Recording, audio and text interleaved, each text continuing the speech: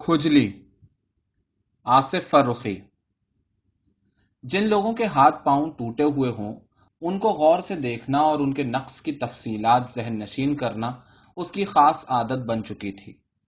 ٹنڈے لنجھے لولے، اب تو اس نے عیب دار لوگوں کا اچھا خاصا ذخیرہ جمع کر لیا تھا۔ اکثر وہ ان کو لے کر بیٹھتا تھا، رات گئے یا شام پڑے، دن کے ان خالی اکتائے ہوئے اور بے مصرف لمحوں میں، شدید مصروفیت سے چرائے ہوئے بیش قیمت اور انتہائی ذاتی لمحوں میں، جو یوں ڈھیر ہو جاتے جیسے بھنائے ہوئے نوٹ سے بچ جانے والی ریزگاری۔ وہ لکڑی کی مسہری سے ٹیک لگا کر بیٹھتا اور انہیں سامنے پھیلا لیتا، یعنی ان دنوں جب وہ ایسے کام کرنے کے قابل تھا، اور ایک ایک کر کے دیکھتا جاتا، آنکھوں کے سامنے لاتا، خد و خال اور نقص کی تفصیلات کو بار بار دیکھے جانے والے نقشے کی طرح دہراتا، پھر واپس رکھ دیتا، جیسے البم کے خالی ورق پر فوٹوگراف رکھ دی جاتی ہے، ایک واضح اور سفید حاشیے کے اندر۔ اور کتنے بہت سارے تھے وہ جو اس نے گلیوں، محلوں، شہر کی سڑکوں سے چن چن کر محتاجی کے اس مرقع میں رکھ لیے تھے۔ صفحے اور شامیں بھری ہوئی تھیں اپاہجوں سے، اور جیسے اس کا ذہن کھلے صفحوں والا البم تھا کہ پچھلے صفحے بھر جانے پر رنگ بائنڈر کھل جاتا اور نئے ورق لگا دیے جاتے، نئے اور خالی صفحے۔ پھر ان صفحوں کے لیے تلاش، پہلے سے نہ دیکھے ہوئے لوگ جن کے ہاتھ یا پیر میں کوئی نقص ہو، یا پچھلوں کے نقص کی کوئی نئی تفصیل یا انداز جو ذہن میں محفوظ ہونے سے رہ گیا ہو۔ پھر کسی اگلی شام کو اسے لے کر بیٹھنا اور اس کے نقص کو جیسے انگلیوں سے نہیں تو آنکھوں سے چھو کر دیکھنا اور اپنے اوپر طاری کرنا کہ اس کی ہونی کیسی ہوگی۔ ہاتھ پاؤں ٹوٹے کی ہونی، مجبور، مفاہمت کی ماری اور محتاج ہونی، کھجلاتی ہوئی اور ہاتھوں سے پاؤں کا کام لینے والی ہونی اور کرنی۔ شام ہوگی اور دل کے مہمان آئیں گے، اس کی تیاری پوری رہتی، اچک اچک کر چلتے ہوئے، ایک ٹانگ کے بل یا گھسیٹتے ہوئے، قمیض کی ایک خالی آستین کو پیٹھ کے پیچھے چھپاتے ہوئے، کھیسے نکالے ہوئے، میلے اور دھتکارے ہوئے، دریدہ اور بوسیدہ بدن، پشیمان اور پجمردہ روحیں۔ وہ جیسے ان سب کے لیے ٹھیا ٹھکانہ تھا، جس کا جی چاہے بیساکھی سے کھٹ کھٹ کرتا بہت دن پہلے کے نہائے ہوئے اور پسینے کی کھٹی بو دیتے ہوئے جسم کو کھجاتا ہوا چلا آئے۔ انہیں آنے میں تامل ہوتا بھی، مگر وہ تو خود بلاتا تھا، جس کی تفصیل ذہن میں مٹنے لگتی اور طلب کرنے پر پوری وضاحت کے ساتھ نہ آتی تو وہ اس کو جا کر ڈھونڈتا، ایک بار پھر اس کے عیب سے شناسائی کی تجدید کرتا اور اس کا نقش لے کر گھر لوٹ آتا۔ پھر کسی لنگڑی لولی شام انہیں طلب کرتا۔ لنگڑوں میں لنگڑے ہیں یہ، جس کی ایک ٹانگ چھوٹی اس کا بھی بڑا کام ہے۔ وہ ان کی یاد کو البم کے ورق کی طرح سامنے کھولے ہوئے مطمئن ہو کر گنگنانے لگتا۔ جو لنگڑا اسے سب سے اچھی طرح یاد تھا، اسے ریگل چوک پر دیکھا تھا۔ وہ وہاں رکنے والی گاڑیوں میں بھیک مانگا کرتا تھا۔ یہ اس وقت کی بات ہے جب وہاں خریداروں، گھومنے پھرنے والوں کا ہجوم رہتا تھا۔ اب وہ ہجوم چھٹ گیا، کیونکہ ریگل چوک پر سیاسی مظاہرے آئے دن ہونے لگے ہیں۔ خریدار بھی چھٹ گئے اور ان سے بھیک مانگنے والے بھی۔ خدا جانے وہ لنگڑا فقیر کہاں گیا۔ اب بھی اچھی طرح یاد تھا کہ اس کی ایک ٹانگ کٹی ہوئی تھی اور وہ ایک لاٹھی کے سہارے یوں چلتا تھا کہ جو ٹانگ ٹھیک تھی اس کا پاؤں اٹھا کر لاٹھی پر آدھا جھول جاتا، تب دوسرا قدم اٹھاتا۔ اس کا رنگ جی بھر کے کالا تھا، اور کئی کئی دن داڑھی بڑی ہونے کی وجہ سے ملگجی کھوٹیاں اس کی شکل کا مستقل حصہ معلوم ہوتی تھی۔ ٹین کا پیالہ اس کے ہاتھ میں رہتا تھا، لیکن وہ آواز نہیں لگاتا تھا۔ اس کی جو ٹانگ کٹی ہوئی تھی، اس کا کٹا ہوا ٹھنٹ پھڑپھڑاتے ہوئے پائچے میں سے جھلکتا تھا کہ ران کے وسط میں سے گھٹنے سے بالشت بھر اوپر سے غائب ہے۔ یہی ٹانگ کٹا کر آئے تھے۔ اس نے چائے کی ایک پیالی کو تشتری میں اونڈیل کر پی لینے اور سگریٹ کی 2 ڈبیوں کو نیفے میں اڑسنے کے بعد زبان کھولی تھی۔ ہندوستان پاکستان ہو رہا تھا، ہم یہاں آ رہے تھے، ریل پر حملہ ہوا، گھر والے کٹ مرے یا خدا جانے کیا ہوئے، میں لڑکا ہی تھا، پٹری پر گر گیا، اسی ٹانگ سے پکڑ کر گھسیٹنے لگے، مارنے والے کا ہاتھ اوچھا پڑا، جان بچ گئی، ٹانگ رہ گئی، ہوش آیا تو اسپتال میں پڑا تھا، لاہور سے ریلوں میں بھیک مانگتا ہوا کراچی آ گیا۔ اس نے بہت احتیاط سے، جس طرح کانچ کے برتن کو اٹھاتے ہیں، اس لنگڑے کو اٹھایا اور ریگل چوک پر واپس رکھ دیا۔ اس لنگڑے کے بعد آج اور کون ہے؟ اس نے جائزہ لیا۔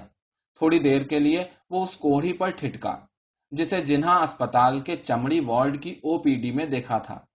کھجلی پر لگانے کے لیے لوشن لینے گیا تھا۔ اس وقت کھجلی قابل علاج معلوم ہوتی تھی۔ اس کے دونوں ہاتھ کی انگلیاں گل کر جھڑ چکی تھیں اور وہ بیٹھ کر سیدھے پاؤں کے انگوٹھے اور پہلی دفعہ میں نوالا پھنسا کر کھاتا اور انگوٹھے کو ٹیڑھا کر کے پیالی کا کنڈا اس میں اٹکا کر چائے کی پیالی منہ تک لے جاتا۔ میں دوا بھی اسی طرح کھا لیتا ہوں، پریکٹس کر لی ہے، اس نے بتایا تھا۔ ایک عجیب تان آمیز ہنسی کے انداز میں اس کے دانت نکلے پڑے تھے۔ اسی وجہ سے آج اس کو پکارتے پکارتے چھوڑ دیا۔ ایک ہوک سی اٹھی فوج کے اس سپاہی کے لیے جس کے بھی ایک ہاتھ کی انگلیاں نہیں تھیں اور جسے ریٹائرڈ لوگوں کی پینشن وصول کرنے کے لیے دفتر میں قطار لگائے ہوئے اپنی باری آنے کے انتظار میں کھڑے ہوئے دیکھا تھا۔ اس کا چہرہ تازہ تھا اور کپڑے صاف ستھرے تھے۔ قمیص میں جھلکنے والے ہاتھ کا رنگ گورا تھا اور نرم سیاہ بالوں سے ڈھکا ہوا تھا۔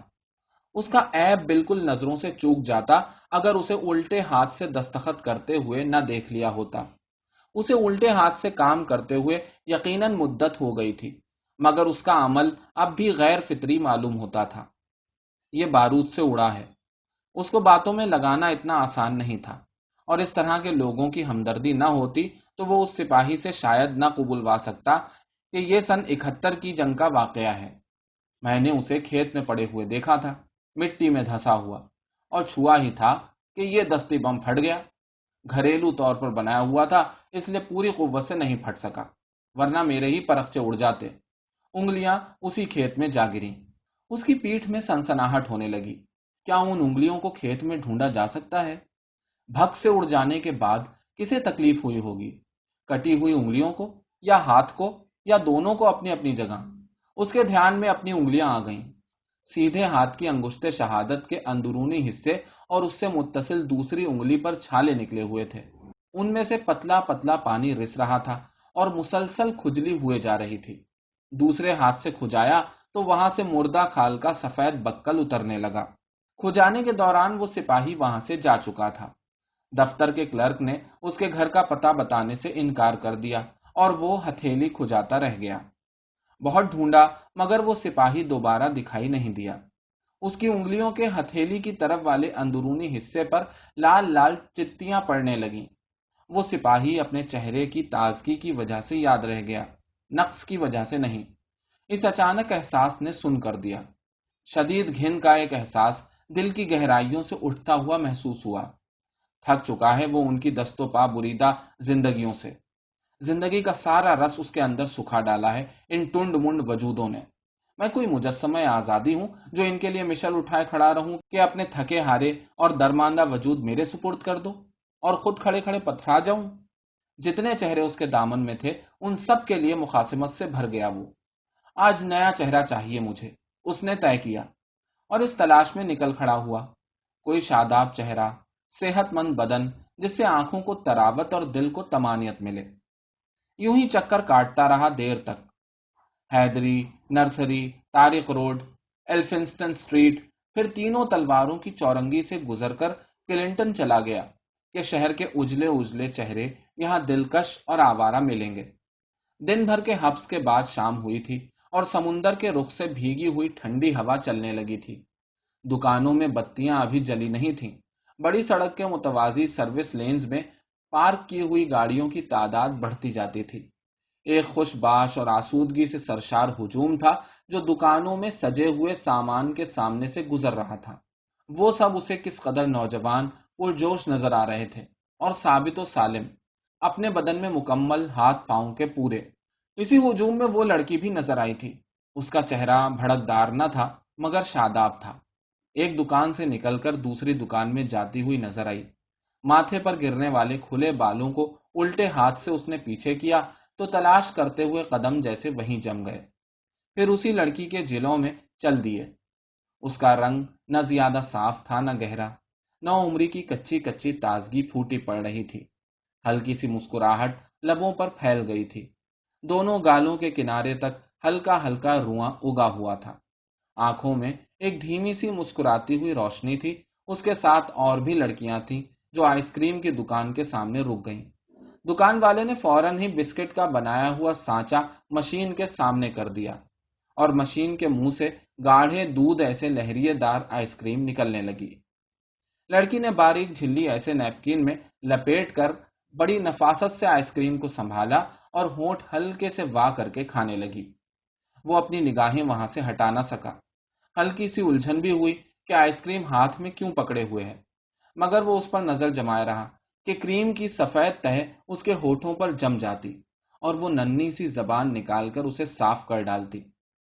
شاید اپنے اوپر جمی ہوئی ندیدی آنکھوں کا احساس ہونے لگا تھا اسے، جو وہ بار بار ادھر دیکھ رہی تھی۔ اپنے ساتھ والی لڑکیوں سے کچھ کہہ رہی تھی اور پرس اٹھا کر چلنے لگی تو آئس کریم کو ٹھیس لگی اور سفید کون بکھرنے ہی والا تھا کہ لڑکی نے دوسرے ہاتھ سے اسے سنبھال لیا۔ ایک لمحے میں اس نے دیکھ لیا کہ لڑکی الٹے ہاتھ سے سارے کام کیوں کر رہی ہے اور اس ہاتھ کو پیچھے کیوں رکھا ہوا ہے۔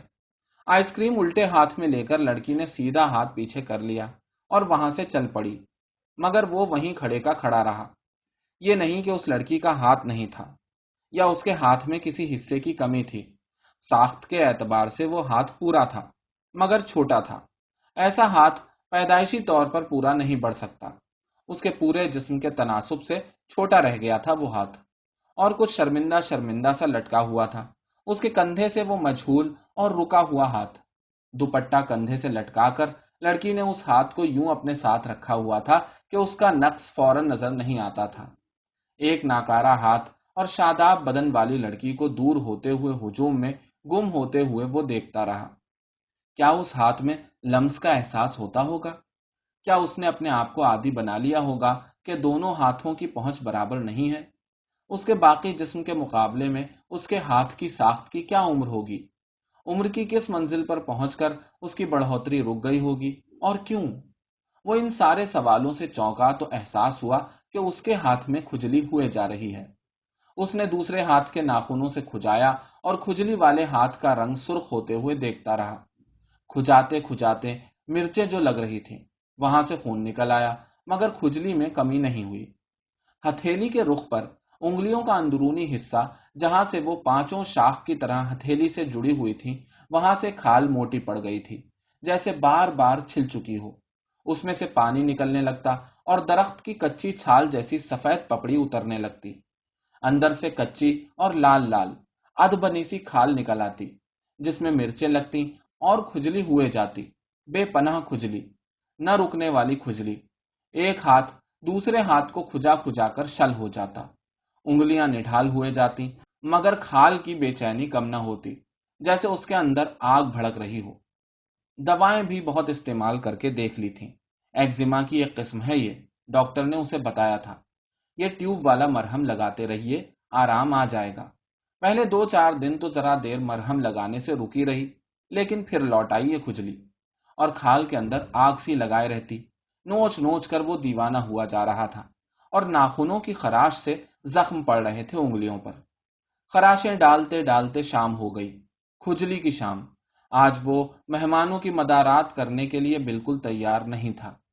دل کا دروازہ بند تھا اور آنکھوں پر قفل لٹک رہا تھا۔ پھر بھی نہ جانے کہاں سے آ گئی وہ، دوپٹے میں لپیٹ کر چھوٹا ہاتھ چھپائے ہوئے اور دوسرے ہاتھ سے پیشانی پر گرنے والے بال سنبھالتی ہوئی، باریک سفید نیپکن سے اپنے نازک ہونٹ پوچھتی ہوئی، لہراتی ہوئی اس کے سامنے آن کر کھڑی ہو گئی۔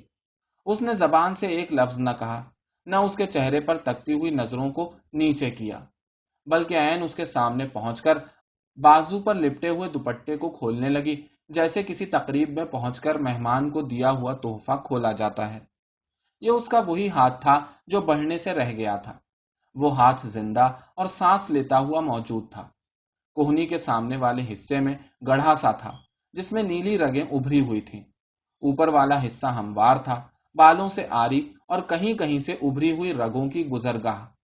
ہتھیلی کا پیالہ سا بنا ہوا تھا اور انگلیاں پوری تھیں۔ پلاسٹک کی گڑیا کے ہاتھ کی طرح ایک خاص انداز میں ٹھہری ہوئی تھیں وہ انگلیاں، جیسے کچھ پکڑنے کے لیے کھلی ہوئی ہوں۔ دوپٹے میں لپٹا وہ ہاتھ اب اس کے سامنے رکھا ہوا تھا۔ تب اس کی سمجھ میں آ گیا کہ وہ انگلیاں کیا پکڑنے کے لیے اٹھی ہوئی ہیں، وہ ہاتھ پورا ہوتے ہوئے بھی کیوں چھوٹا رہ گیا۔ उसकी खुजली का इलाज क्या है? अपनी होनी और करनी उसकी समझ में आ गई। उसने चाकू उठाया और खुजलाने वाली उंगलियों को काट कर रख दिया। जहां जहां से खुजली नहीं थमी थी, वहां से खून बहने लगा। कच्ची सब्जी की तरह कट जाने वाली उंगलियां उसने अपने दूसरे हाथ से समेटकर उस छोटे हाथ की प्याला बनी हुई हथेली पर रख दी। ये उंगलियां यूसुफ वालियां हैं, उसने नफरत से होंठ सुकेड़ कर कहा, और दूसरे हाथ से दीवार का सहारा लेने लगा। मगर दीवार हाथ की गिरफ्त से फिसल गई और वो फर्श पर ढेर हो गया। इसके बाद उसके साथ क्या गुजरी होगी, ये उसे मालूम नहीं। आंख खुली तो देखा नामानूस दीवारें चारों तरफ हैं। वो बिस्तर में पड़ा हुआ है। उसके कपड़े उतरवा कर धारीदार और ढीला लिबास पहना दिया गया है। पलंग लोहे का है और उसके बराबर उसी तरह के छोटी सी अलमारी है जिस पर दवाओं की शीशियां रखी हुई हैं। उसे किसी ने अस्पताल पहुंचा दिया होगा। घर में तो उस वक्त शायद कोई और नहीं था। यहां लाने वाला और कौन हो सकता है? कहीं वही लड़की तो नहीं जिसका हाथ, और फिर वही बहुत जानी पहचानी और सहमा देने वाली आग, फिर वही खुजली। उसने घबराकर उंगलियों की तरफ देखा जहां से उसने उन्हें काट दिया था। वहां टूटी हुई टहनियों जैसी उंगलियों पर सफेद पट्टियां बंधी हुई थीं, और तमाम उंगलियों को लपेटती हुई एक बड़ी सी पट्टी हाथ तक बंधी हुई थी। हाथ एक जगह साकित था और उसका इतना बोझ था कि उसे जुम्बिश भी देना मुश्किल था। जिस जगह उंगलियां सिरे से रह ही नहीं गईं, वहां हरकत का एहसास क्यों हो रहा है? उसने सफेद कोट पहने हुए डॉक्टर से पूछा, जो लोहे के उस पलंग के पायंती खड़ा हुआ था। ऐसा हो जाता है, डॉक्टर ने उसे तसल्ली देना चाहिए।